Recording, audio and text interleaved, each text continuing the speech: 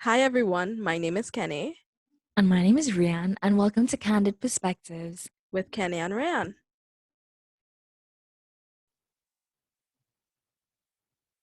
Hi, everyone. Welcome back to Candid Perspectives with Kenny and Rian. Today we are joined by. Philicia. And Jasveer. And today we will be interviewing some content creators. So, to kick things off, what platform are you all most popular on? What is your username on that platform? And what kind of content do you post? So for me, my I am most popular on TikTok and my username on most of my platforms. It is cia.ct. And as for content, my content is kind of random, but I really focus on like makeup. Right. For me, it's the same thing. I'm more popular on TikTok. I go under the alias of the landlord's son. And I usually post content that is very entertaining, but it's spontaneous as ideas come across. Okay. So when you were just, starting out your social media pages, were you discouraged? If yes, what kept you going? Well, you see the thing about me, right? I never posted with the intention to be recognized by people. I was just existing on the app and just making videos for fun. Mainly because like friends, they were encouraging me to do so at the time.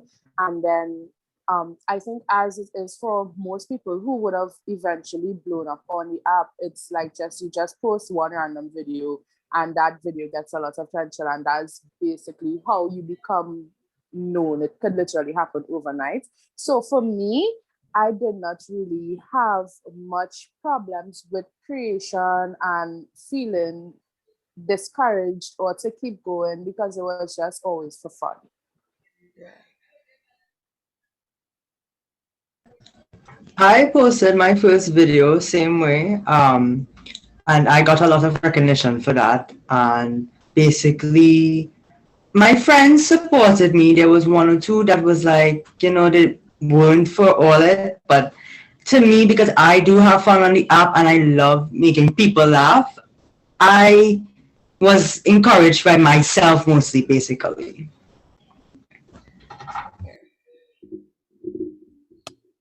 That is interesting. So, how would you say that this newfound attention or recognition impacted you? It could be positive or negative. Well, I believe that this app and the attention on the app, it would have impacted me like both positively and negatively. Where the positivity is concerned, I get to share with people on the platform. I get to form new friendships. I get to encourage people because I have a lot of young supporters. So I get to let them know certain things that are okay, that aren't okay. I can use my platform to speak out and give other people a voice. As for the negative things, however, like with any platform, there comes a lot of criticism. So a lot of people, they try to say things that seem as hateful to me.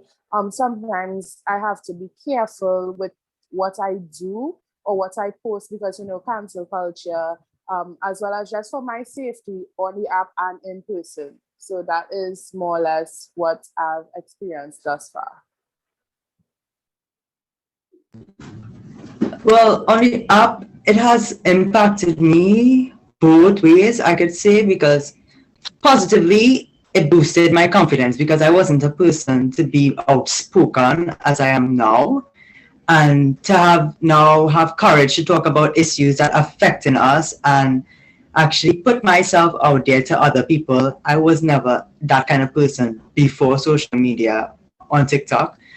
But negatively, it does have an impact on your mental health at times where people try to bring you down.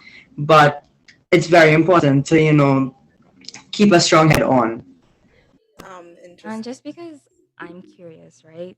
Mhm. Would you all say that there was a larger influx of people in your DMs? Like, how is that going? Yes, because a lot of people they would reach out to me. Um, depending on what it is, whether it be something I spoke about, they would have reached out to me, whether it be makeup, anything that grabbed their attention, they would have spoken to me about. And it goes both ways as well, it with the positive and with the negative. So there were also a lot of persons that would have DM'd me with negative things as well. Okay. I would definitely say that my DMs have been getting a lot of requests by people who say that they love my content, as well as people who does have negative things to say, but also people who want to do collaborations and just want somebody to talk to when they come because they feel they could trust me. I open that avenue for them to just talk. Okay. Just a question from me personally. How do you deal or navigate with negative DMs? Because I feel like that's very direct, like, in your personal space, rather than if somebody just leave like a mean comment on the post or something. So how do you deal with that? Do you like ignore it completely? It depends on the person, it depends on my mood on the day, it depends on, a lot of things. Most likely they'll just get blocked. I'll just block them. Right. But sometimes, yeah, more or less, I'll just block them. I don't think I ever responded to somebody that DM me negatively. Yeah, I think I'll just block them when it's negative. Okay. I would sometimes I will just like if they text me some stupidness, I'll just reply with some sarcastic statement and then block them. Okay. I'll be like, I love me too, don't worry. Okay. So, what has been your best experience so far in this new social media content world? My best experience so far is definitely I have two things. Again, meeting new people. Because I met new people because of TikTok, I have like different perspectives on a lot of things that are happening now, and I get to share my opinion with others. And it's just like a whole. It's could be seen as a culture shift because where I grew up in a very strict household, Christians going to Anglican school and all of that. So like that's all I knew. I didn't know anything else. And being on the app and being exposed to other people, I get to appreciate them as well and what they do. And also, business wise, like TikTok and social media on a whole has helped my business so much. So I believe that those are definitely the two things that I enjoy that, the app would have helped me with.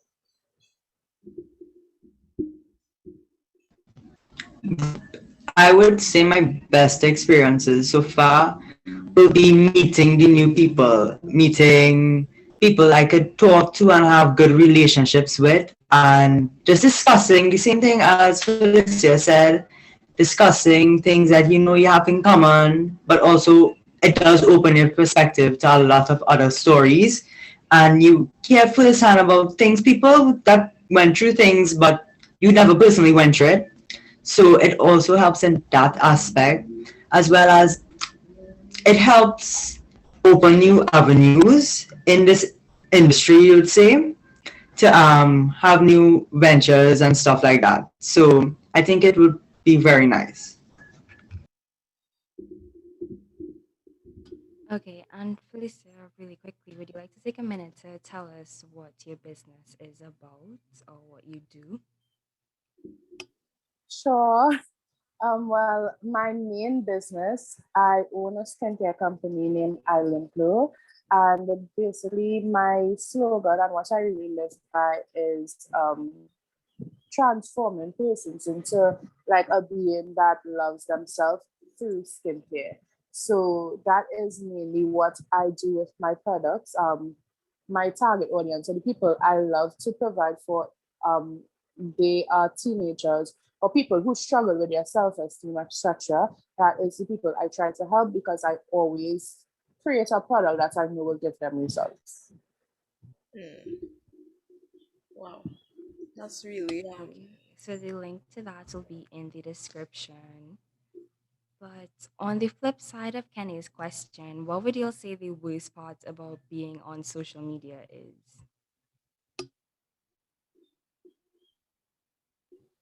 So the worst part is being under a microscope.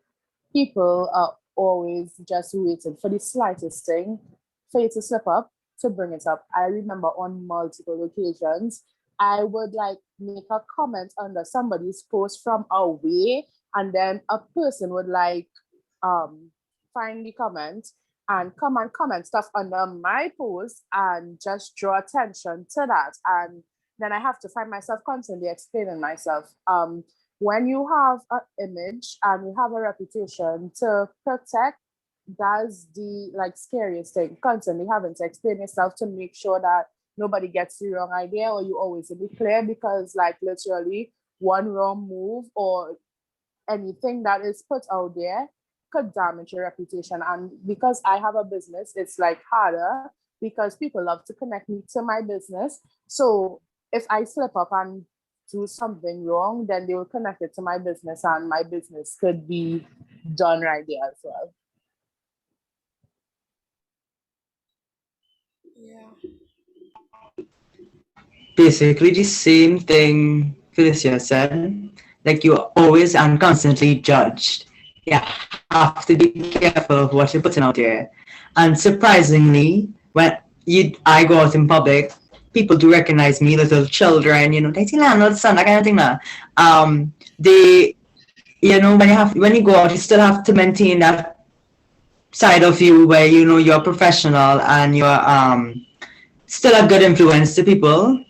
But also another negative aspect is that, as mentioned before, you meet new people and you may want to open up to new people. You cannot open up to everyone, anybody, because a lot of people, as depicted on social media, are not the same. So you have to be very careful about that. Yeah. And also, I use Island Glow skin products and it works really good. Oh my. Well, a little plug there for for this. He says he use the products, they work well. But yes, I've heard that they're really good as well. Like I've seen Yeah. it work, it does. No, I was actually stunned when she said that because I've heard that name very often. So you have a good business going there, sis. So what would you say is the next step from here? In terms of social media or your life in general, what next steps would you like to take? Obviously not with revealing too much, because obviously we can't always share all of our plans with everyone, but what direction do you see yourself heading in? Well, for me, my goal is always to inspire, motivate, and encourage. So, whatever I do, that is what I will put out, whether it be personally or with my business.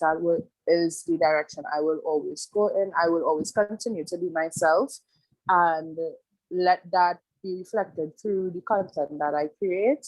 And yeah, that's basically all that I could really say. Just continue to be myself and to motivate and inspire others.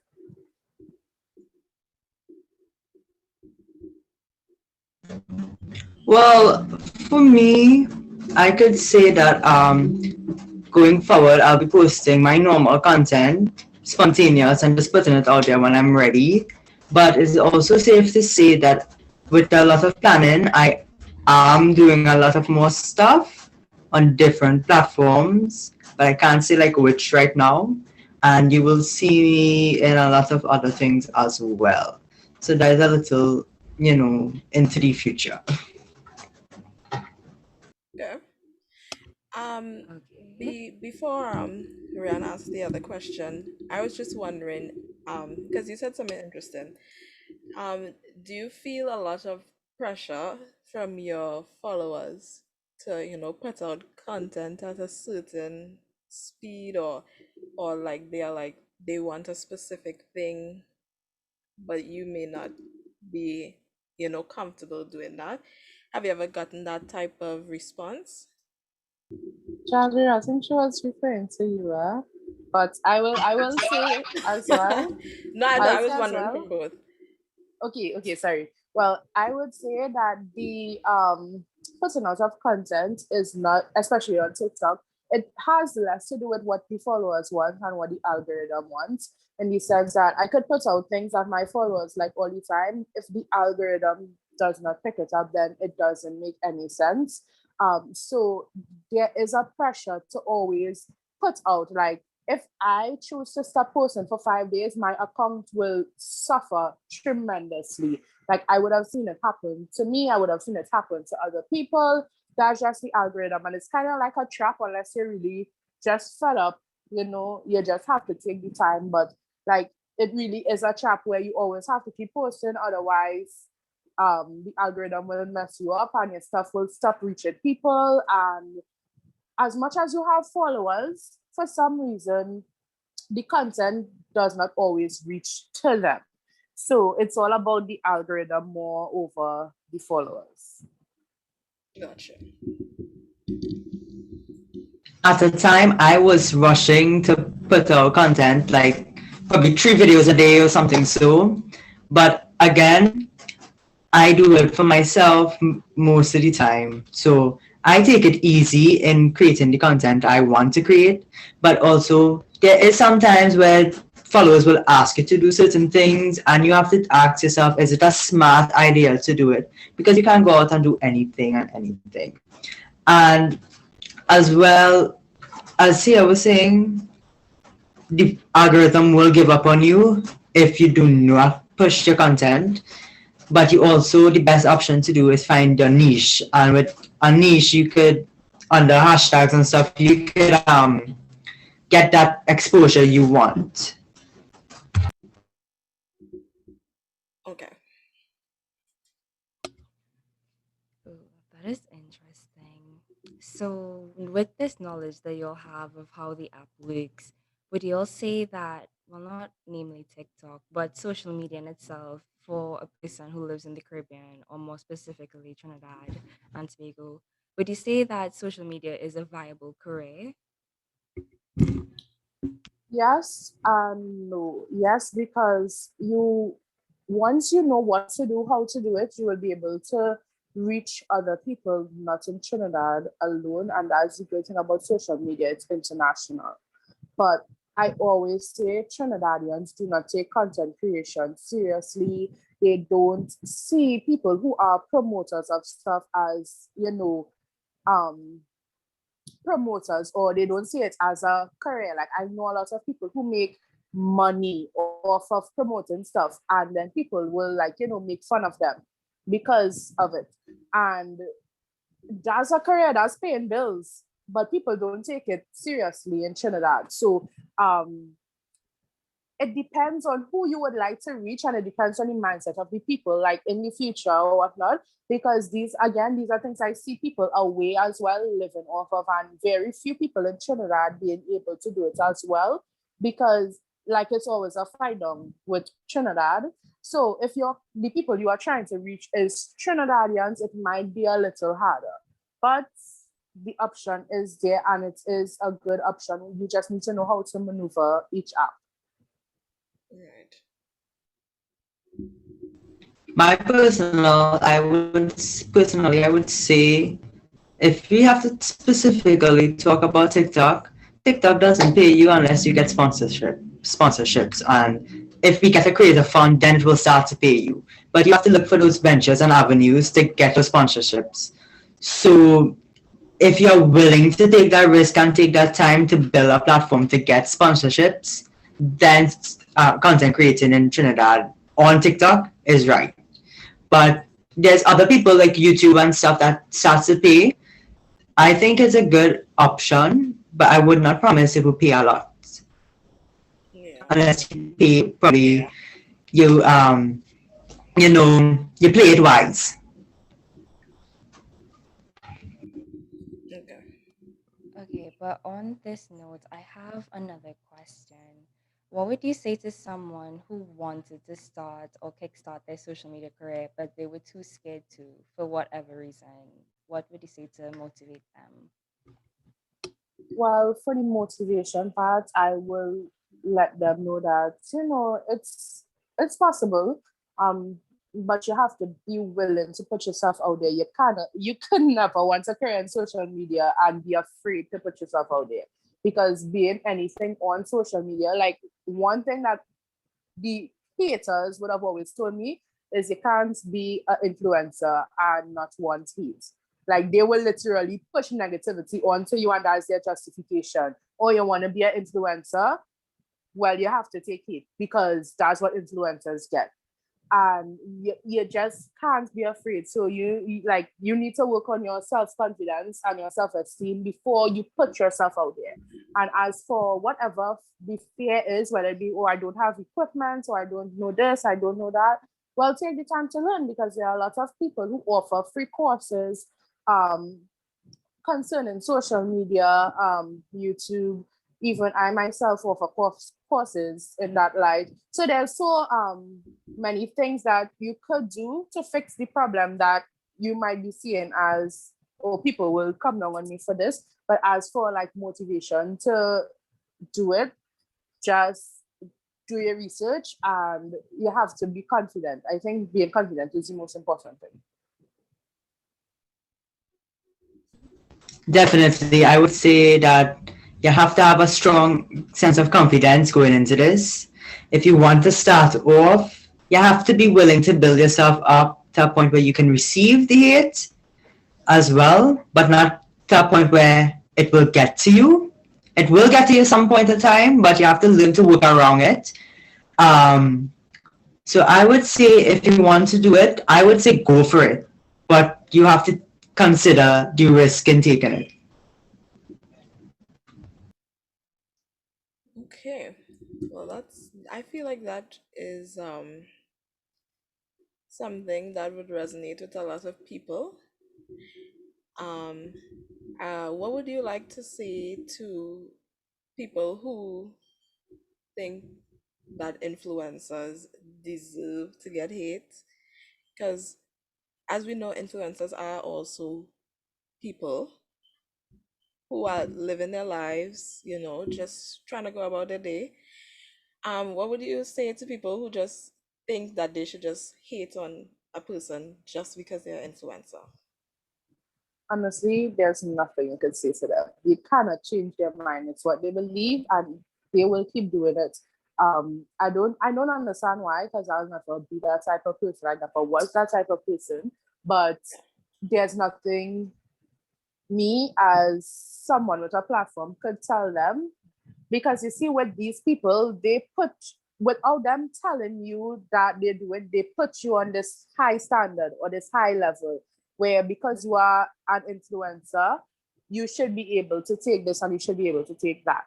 Now, a lot of the times they don't have people in their circle who would have experienced those things. So they are not going to be like, well, my friend so and so, she does get real hate and I see what that is do to her. So I won't do it to somebody else. Like, they don't have anybody around them for it to be relatable to the point where they see us as human and they treat us as such.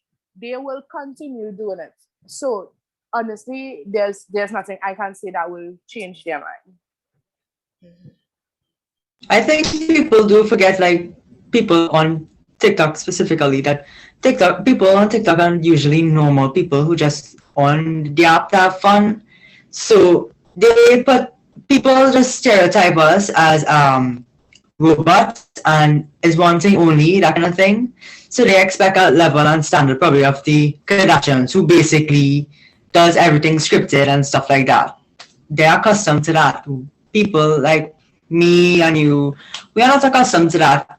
So when people say they deserve hate, I would not personally agree with it, because people don't deserve hate.